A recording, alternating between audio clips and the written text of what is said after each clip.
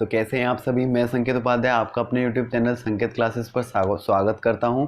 आप सभी को पता ही है कि मेरा टीयर 2 का एग्ज़ाम है। अभी 15 से 18 नवंबर के बीच में एग्ज़ाम हो जाएगा। उसके बाद मैं आपके लिए डेली वीडियोस भी लेके आऊँगा, जैसा कि मैंने आप सभी से वादा किया है।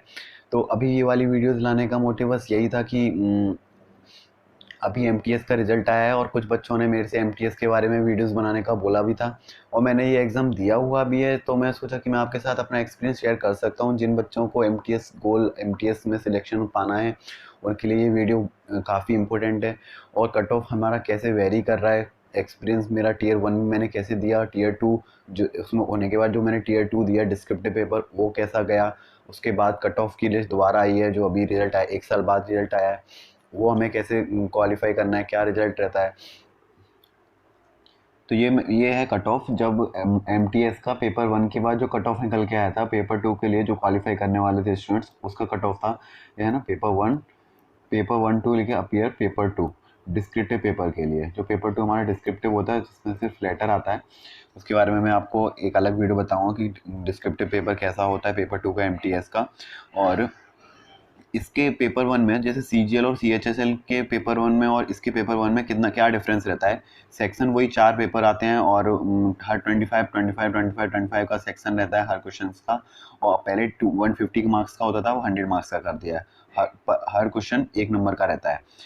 बस इसमें हमको जैसे 1.5 घंटा मिलता है, और बाकी सीएचएसएल और सीजीएल के पेपर में जो हमारा पेपर 1 होता है उसमें हमको 1 घंटा मिलता है उन 100 क्वेश्चन को करने के लिए। इसके लिए हमें 1.5 घंटा मिलता है। तो जो जिन बच्चों की स्पीड स्लो है वो लोग इसके लिए परफेक्ट हैं, इसमें अच्छे से सॉल्व कर सकते हैं। जो सॉल्व तो कर लेते हैं पर उन्हें टाइम लगता है।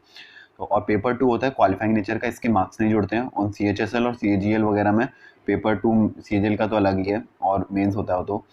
और जो सीएचएसएल होता है पेपर 2 डिस्क्रिप्टिव पेपर, उसके मार्क्स सीएचएसएल में जुड़ते हैं, जबकि इसके मार्क्स नहीं जुड़ते हैं। इसमें आपको जनरल को 45% और अदर कास्ट को 35% क्वालिफाइंग मार्क्स लाने होते हैं, और कुछ इसमें नहीं होता। नंबर आपका बस पेपर 1 ही मेन होता है। तो इसमें 2 तरह की कट ऑफ लिस्ट निकलती है। कट ऑफ एक 18 से 25 साल के बच्चों के लिए, एक निकलती है 18 से 27 साल के बच्चों के लिए। जो कुछ पोस्ट होती हैं जिसमें मैक्सिमम 25 होती है, कुछ पोस्ट होती हैं उसमें मैक्सिमम 27 होती है। तो इसलिए 2 कट ऑफ लिस्ट निकलती हैं। तो इसमें यह है, जैसे ये वाली लिस्ट है 18 से 25 ईयर्स की। तो इसमें जैसे बिहार का कट ऑफ है 79 ईडब्ल्यूएस का, और जनरल का कट ऑफ है 82 का। 82 कट ऑफ गया है। अब इसमें हम कैसे पता करें कि हमारा कितना कट ऑफ है। तो इसमें आपको क्या करना होता है कि जैसे आपके मार्क्स आए हैं 86, तो आप इसमें से कई स्टेट्स के कट ऑफ क्लियर कर सकते हो। जैसे आपके 86 मार्क्स हैं तो अनरिजर्व में आपके 84 मार्क्स हैं झारखंड के, तो मतलब आप झारखंड का कट ऑफ क्लियर कर लिए। आप इसमें बिहार में जैसे जितने भी 86 से मार्क्स कम होंगे जनरल अपने अपनी कैटेगरी के अकॉर्डिंग आप देख सकते हो, जिससे कम होंगे आप उतने स्टेट्स का कट ऑफ क्लियर कर सकते हो। और जब पेपर 1 अपना एप्लीकेशन फॉर्म भरते हैं, इसके लिए अप्लाई करते हैं, तो उसमें वो पूछता है कि आपको कौन कौन सी स्टेट्स में अप्लाई करना है। तो आप उसमें प्रायोरिटी भरते हो कि सबसे पहले हमारी कौन सी स्टेट है, सेकंड नंबर पे हमारी कौन सी स्टेट है। तो ऐसे हम स्टेट्स डिसाइड करते हैं। जैसे अगर आपने मध्य प्रदेश सबसे ऊपर भरा है और आप मध्य प्रदेश में 80 मध्य प्रदेश का भी निकल रहा है, असम का भी निकल रहा है, तो अगर आपका असम ऊपर है तो आपको असम मिल जाएगा, आपने जैसे फिल किया होगा।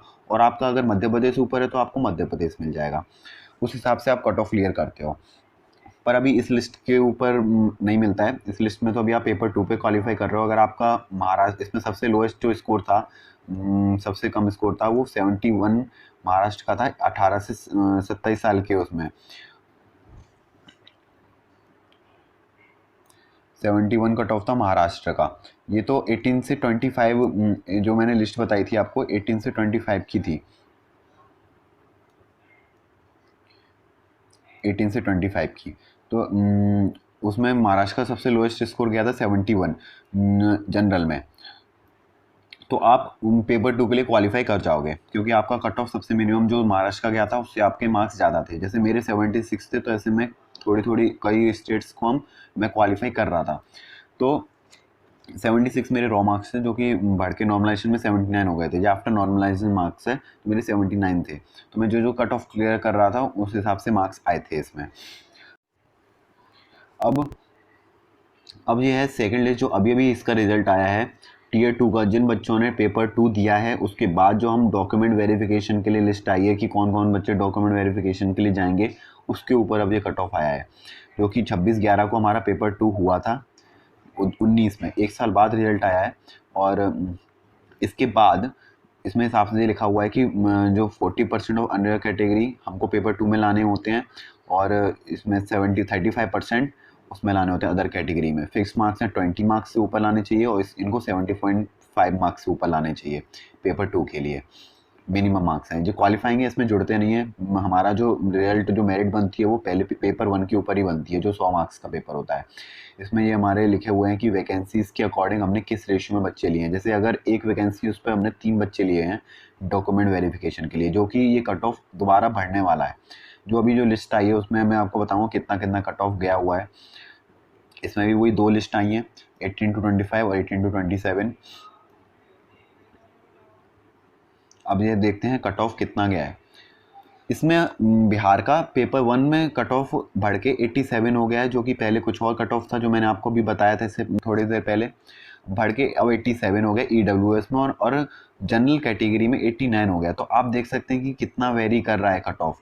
अब जो सबसे लोएस्ट स्कोर जो मैंने महाराष्ट्र का 71 दिखाया था, अब हम महाराष्ट्र का स्कोर देखेंगे तो कितना कट ऑफ गया है, 83 कट ऑफ गया है।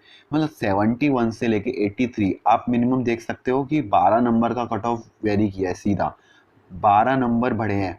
तो मतलब आप अगर आप सोचो कि हम पेपर 1 में टीयर 1 में कट ऑफ क्लियर कर लें, उससे कुछ नहीं होगा। आपको सीधे मिनिमम से मिनिमम, क्योंकि अभी ये कट ऑफ और बढ़ेगा डॉक्यूमेंट वेरिफिकेशन, क्योंकि 1:3 में बच्चे लिए गए हैं, तो ये कट ऑफ 83 से बढ़ के 86 और 87 तक पहुंच सकता है। तो अगर आप सोचते हैं कि हम कट ऑफ मिनिमम से मिनिमम कट ऑफ निकालें, तो ऐसा नहीं हो सकता। आपको कट ऑफ से मिनिमम 20 मार्क्स या 15 मार्क्स ऊपर नंबर लाने पड़ेंगे, तब आप एक किसी जॉब के लिए सोच सकते हो, एमटीएस की जॉब में। जैसे अब आप देखो महाराष्ट्र का 83 कट ऑफ गया हुआ है, और ये जो पेपर 2 के मार्क्स चल रहे हैं, ये चल रहे हैं पेपर 2 के मार्क्स। इसमें इसमें बस ये बताया कि जो पेपर 2 में जो 38 मार्क्स हैं, जिसका जो लास्ट बच्चा जिसका 87 मार्क्स रहे होंगे इस बिहार में जो क्वालिफाई कर रहा होगा, उसके मार्क्स 38 थे उसमें। बस ये चीज़ है और कुछ नहीं है। इसमें मिनिमम मार्क्स आपको ईडब्ल्यूएस में 40 मार्क्स लाना होता था, और इसमें अनरिजर्व में आपको 20 मार्क्स से ऊपर लाने होते हैं। सब केस में देखो 20 मार्क्स से ऊपर है तो सब क्वालिफाई कर जाएंगे। वाले के इसके इतने कम नंबर आए हैं पर लेकिन उसके 66 मार्क्स होंगे मैक्सिमम, इसलिए उसका इसमें हो जाएगा। तो आपको 20 से ऊपर मार्क्स रखने हैं, इन पे इन नंबरों से आपको कोई मतलब नहीं है। ये बस 20 से ऊपर है, आपको बस इन नंबरों पे ध्यान देना है कि इसमें हमारे कितने मार्क्स हैं। यही हमारा जॉब दिलाएंगे और यही हमारा मेरिट बनाएंगे। अभी मेरिट दूसरी बनेगी डीवी के बाद, जब डीवी बच्चे दे लेंगे तब। इसमें आप देख सकते हैं ठेली का, और आपको ये पीडीएफ एसएससी की साइट पे मिल जाएगा, वहाँ से आप देख सकते हैं। जितना मैं दिखा सकता हूँ उतना बता रहा हूँ। जैसे दिल्ली का 86 कट ऑफ हो गया, मतलब कट ऑफ कितना बढ़ जाता है। इसमें चंडीगढ़ में जनरल का कट ऑफ 96, हरियाणा का 99। मतलब आप सोचो 100 में से आपको 99 मार्क्स लाने पड़ेंगे, तब जाके आप हरियाणा का कट ऑफ क्लियर कर पाओगे। या तो ये इसमें वैकेंसीज कम रही होंगी, 1 या 2 वैकेंसीज रही होंगी, तो उसको 99 मार्क्स लाने पड़े होंगे हरियाणा का कट ऑफ क्लियर करने के लिए। तो ये डिपेंड करता है कि आपके कितने कट ऑफ हैं, पर फिर भी 100 में से 99 मार्क्स लाना, चलो नॉर्मलाइजेशन भी हुए होंगे तो भी 99 मार्क्स का कट ऑफ गया है यहाँ पे जनरल का। जनरल वालों की तो क्या कर सकते हैं, पर कोई ना, हम जनरल के अकॉर्डिंग कट ऑफ अगर देखें, जैसे महाराष्ट्र का 81 गया, अगर हम 86 मार्क्स ला सकते थे तो हम महाराष्ट्र का कट ऑफ क्लियर करते और डीवी के बाद जो मेरिट बनती उसमें भी हमारा आ जाता। जैसे 83 या 84, मेरे 79 मार्क्स रह गए तो मैं इसमें क्वालिफाई नहीं कर पाया। 5 नवंबर को मेरे मार्क्स आएंगे, मैं वो आपको भी मार्क्स भी दिखाऊंगा, उसका स्क्रीनशॉट ले रखूँगा। टीयर 1 का तो मैं स्क्रीनशॉट नहीं ले पाया था, क्योंकि एक साल पहले इसका रिजल्ट आया था, तब मेरा ऐसा कोई वो नहीं था कि मैं यूट्यूब वीडियोस बनाऊंगा तो मैं उसके लिए स्क्रीनशॉट आपको देखने के लिए रखता।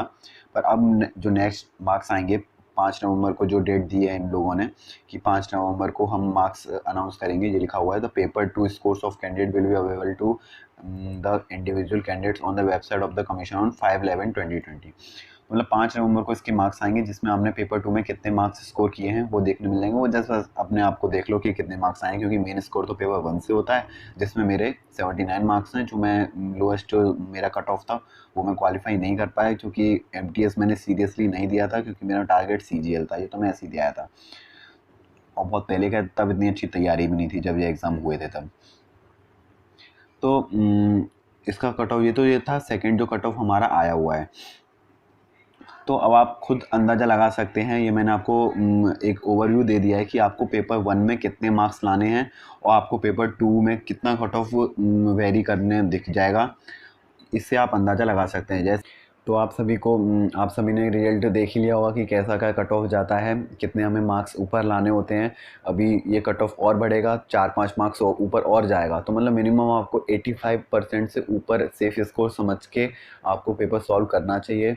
और अगर आपको ये वीडियोस अच्छे लग रहे हैं, अगर आपको ये जो मैं आपको बता रहा हूँ उससे आपको हेल्पफुल मिलता है कि आपको अच्छा लगता है, तो आप इसको लाइक करिए, सब्सक्राइब करिए। आप ज़्यादा लाइक्स करेंगे, सब्सक्राइब करेंगे तो मेरे को मोटिवेशन मिलता है, इसलिए मैं आपके लिए और वीडियोस लेके आऊँगा जिसमें आपको CHSL CGL और मेरा एक्सपीरियंस CGL के बारे में, जो मैं CGL 2 देने वाला हूँ, 2018 का Tier 3 मैंने कैसे दिया, सबकी वीडियोज़ मैं आपको 15 के बाद डेली अवेलेबल कराऊँगा।